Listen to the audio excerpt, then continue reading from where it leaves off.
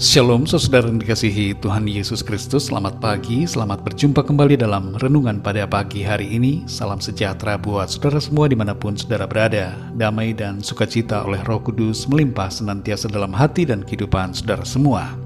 Sebelum kita mendengarkan renungan firman Tuhan, mari sama-sama kita siapkan hati dan berdoa. Bapa kami yang di surga, Bapa yang sangat baik dan penuh kasih setia, Bapa dalam nama Tuhan Yesus Kristus, kami bersyukur untuk penyertaan Tuhan dan perlindungan-Mu dari malam hingga pagi hari ini. Di saat yang indah ini Tuhan, kembali kami nikmati berkat Tuhan, kesehatan, kekuatan, pertolongan Tuhan. Dan saat ini Tuhan kami rindu untuk dikuatkan kembali, diajar oleh kebenaran firman-Mu. Jamah hati kami Tuhan, supaya menjadi bagaikan tanah yang subur, yang siap untuk ditaburi firman-Mu. Dan terlebih daripada itu, kami taat untuk melakukan apa yang menjadi kehendak-Mu. Terima kasih Tuhan. Dalam nama Tuhan Yesus kami berdoa. Haleluya. Amin. Saudara yang dikasihi Tuhan, ayat renungan kita pada saat ini terdapat dalam 1 Timotius 4 ayat yang ke-8. Tertulis demikian. Latihan badani terbatas gunanya, tetapi ibadah itu berguna dalam segala hal, karena mengandung janji, baik untuk hidup ini maupun untuk hidup yang akan datang. Saudara yang dikasihi Tuhan, ada istilah yang menyebutkan tentang kaum rebahan. Siapa kaum rebahan itu? Yaitu semua orang yang aktivitasnya sehari-hari hanya rebahan di tempat tidur atau di sofa, sambil memainkan handphone berjam-jam. Rebahan terus-menerus tidak baik bagi kesehatan. Banyak pekerjaan saat ini yang tidak menuntut kita bergerak terlalu banyak. Apalagi di masa-masa pandemi selama hampir 2 tahun ini. Ada banyak pekerjaan kantor yang dilakukan dari rumah, sehingga mobilitas menjadi berkurang. Ditambah lagi di dalam rumah tidak berkegiatan yang banyak, sehingga mobilitas pun semakin berkurang. Padahal saudara, bergerak atau bermobilitas penting bagi tubuh kita. Penelitian medis menyebutkan bahwa tubuh kita butuh bergerak, karena dengan bergerak jantung berdenyut lebih cepat, aliran darah mengalir dengan lebih baik, menguatkan paru-paru untuk bekerja dan meningkatkan oksigen dalam tubuh, serta membuang racun dan hal yang tidak berguna dari dalam tubuh kita. Saudara yang dikasihi Tuhan, dalam ayat ini dikatakan, latihan badani terbatas gunanya. Tetapi ibadah itu berguna dalam segala hal, karena mengandung janji, baik untuk hidup ini maupun untuk hidup yang akan datang. Pesan dalam ayat ini tidak melarang kita untuk melakukan latihan badani atau olahraga. Namun inti yang disampaikan adalah tentang manfaat utama dari ibadah kepada Tuhan bagi kehidupan kita, baik hidup yang di bumi ini maupun hidup kita yang di sorga nanti. Berolahraga itu bagus dan bermanfaat, saudara.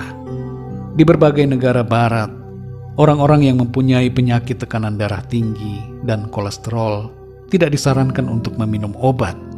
Yang disuruh oleh dokter umumnya adalah berolahraga. Dengan berolahraga, badan menjadi lebih sehat secara jasmani. Namun saudara yang dikasihi Tuhan, di samping berolahraga, kita harus mengingat hal yang terutama, yaitu beribadah kepada Tuhan. Mengapa saudara? Karena ibadah berguna bagi hidup kita yang di bumi ini dan juga untuk kekekalan. Jangan pandang ibadah sebagai sebuah kewajiban, tapi pandanglah itu sebagai sebuah kebutuhan kita. Kita makan bukan karena kewajiban, tapi karena kebutuhan. Kita juga berolahraga bukan karena kewajiban, tapi karena kebutuhan. Demikian juga halnya dengan ibadah. Jadikanlah ibadah itu juga sebagai kebutuhan kita, bukan kewajiban. Kalau kita sadar bahwa ibadah adalah kebutuhan, maka kita akan memprioritaskan Tuhan dan bersukacita dalam melakukan ibadah itu. Saudara yang dikasihi Tuhan, ibadah bukan sekedar 2 jam berada di gedung gereja, atau dalam pertemuan Zoom meeting untuk berdoa atau mendengar firman Tuhan. Itu adalah ibadah juga, tapi lebih jauh lagi, ibadah adalah seluruh kehidupan kita yang menyembah dan memuliakan Tuhan dalam segala aspek kehidupan kita, entah itu dalam studi, pekerjaan, usaha, bisnis, rumah tangga, keluarga, dan dalam segala hal. Ibadah merupakan hubungan kita pribadi dengan Tuhan dan pengabdian diri kita kepadanya. Roma 12 ayat yang pertama mengatakan, "Karena itu saudara-saudara, demi kemurahan Allah, aku menasihatkan kamu, supaya kamu mempersembahkan tubuhmu sebagai persembahan yang hidup, yang kudus dan yang berkenan kepada Allah. Itu adalah ibadahmu yang sejati." Mari saudara yang dikasihi Tuhan, ingatlah selalu untuk beribadah. Segenap hidup kita adalah ibadah kepada Tuhan. Jadikan ibadah sebagai gaya hidup kita, karena ibadah itu berguna dalam segala hal sampai kepada kekekalan. Mari kita berdoa saudara. Terima kasih Tuhan Yesus, kami bersyukur untuk firman-Mu yang sudah kami dengar pada saat ini, yang kembali mengingatkan dan mengajar kami untuk kami setia dalam ibadah kepada-Mu.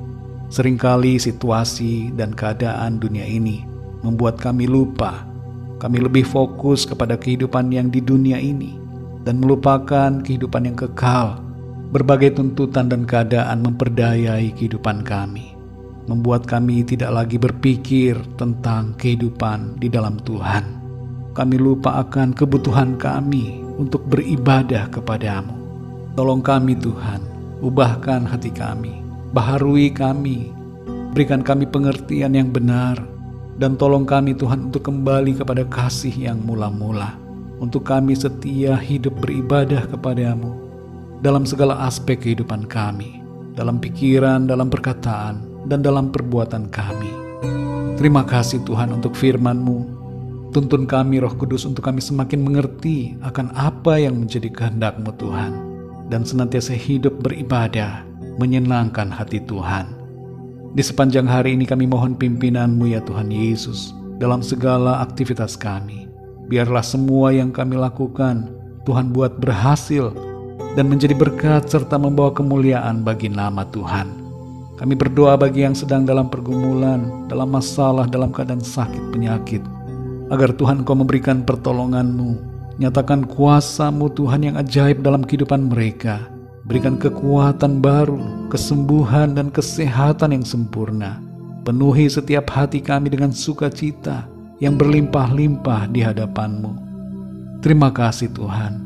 Kami berdoa buat bangsa dan negara kami Indonesia. Berkati ya Tuhan, dan pulihkan situasi yang ada. Dan bagi semua bangsa di dunia ini, agar Tuhan juga memulihkan. Dan lewat situasi yang ada, terjadi kebangunan rohani. Banyak orang datang kepada Tuhan dan hidup dalam kebenaran. Terima kasih Tuhan, kami menyerahkan segala sesuatunya ke dalam tangan kasih-Mu. Hanya di dalam nama Tuhan Yesus Kristus, kami sudah berdoa dan mengucap syukur. Haleluya. Mari sama-sama kita berdoa doa Bapa kami. Bapa kami yang di surga, dikuduskanlah nama-Mu. Datanglah kerajaan-Mu, jadilah kehendak-Mu di bumi seperti di surga. Berikanlah kami pada hari ini makanan kami yang secukupnya, dan ampunilah kami akan kesalahan kami, seperti kami pun juga mengampuni orang yang bersalah kepada kami. Dan janganlah membawa kami ke dalam pencobaan, tetapi lepaskanlah kami daripada yang jahat, karena Engkaulah yang mempunyai kerajaan, dan kuasa dan kemuliaan, sampai selama-lamanya. Amin. Terimalah berkat Tuhan. Tuhan memberkati engkau dan melindungi engkau. Tuhan menyinari engkau dengan wajah-Nya dan memberikan kasih karunia. Tuhan menghadapkan wajah-Nya kepadamu dan memberikan damai sejahtera. Berkat anugerah dari Bapa Surgawi, cinta kasih karunia dari Tuhan Yesus Kristus, dalam persekutuan dan penghiburan Roh Kudus, menyertai kita semua sekarang ini dan sampai selama-lamanya. Dalam berkat nama Tuhan Yesus Kristus. Haleluya. Amin. Puji Tuhan, saudara yang dikasihi Tuhan, saya percaya firman Tuhan menjadi berkat dan kekuatan buat saudara semua. Dan Roh Kudus akan menolong saudara untuk senantiasa setia beribadah kepada Tuhan. Tuhan Yesus memberkati saudara semua. Sampai jumpa dalam renungan yang berikutnya. Haleluya.